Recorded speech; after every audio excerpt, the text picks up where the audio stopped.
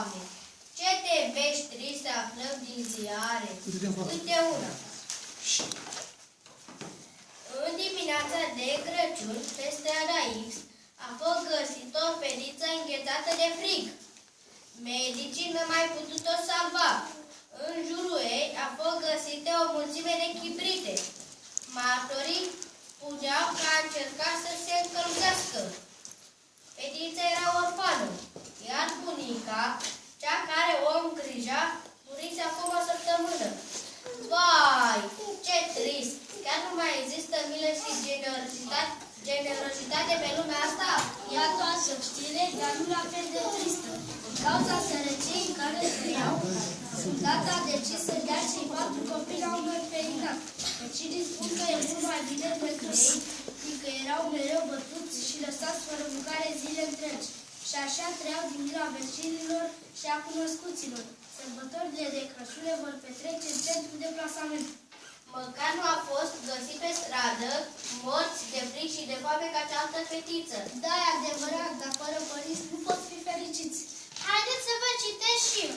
Încă 2 soldați români au fost uciși în Afganistan. Familiile îi așteptau să vină de Crăciun acasă. Acum se pregătesc de mormântare.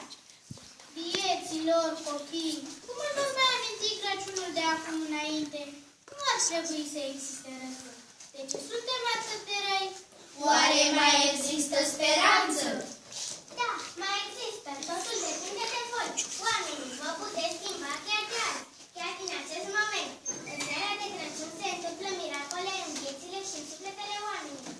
Și cele mai inquietante inimi se pot trezi. Cine să le trezească? Bunicul care se naște în fiecare an pentru a ne strânge păcatele și a ne ierta. Era lungă, friga și rău. Trebuie doar să credem. Iisus vine iarăși ca apus ca să ne arate că Dumnezeu este cu noi. El poate ținge indiferența, aroganța și să aducă bunătatea și iubirea. O, Maică, mama lui Iisus și Maica noastră a tuturor, primește-ne pe toți în brațele tale și fă ca acest Crăciun să aibă sens pentru noi. Amin.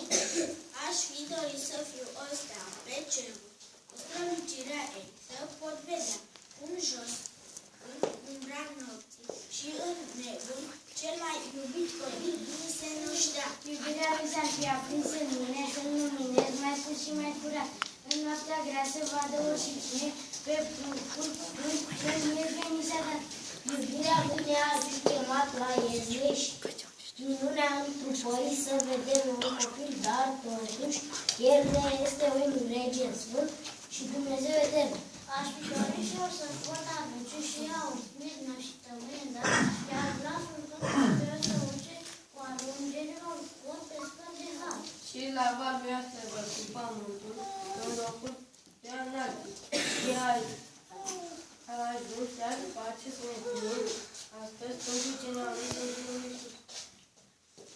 Dragii noștri invitați, pentru că este ultima noastră sărbare de Crăciun, în acest colectiv al clasei a 3-a și a 4-a, haideți să încheiem într-o stare de bucurie și speranță.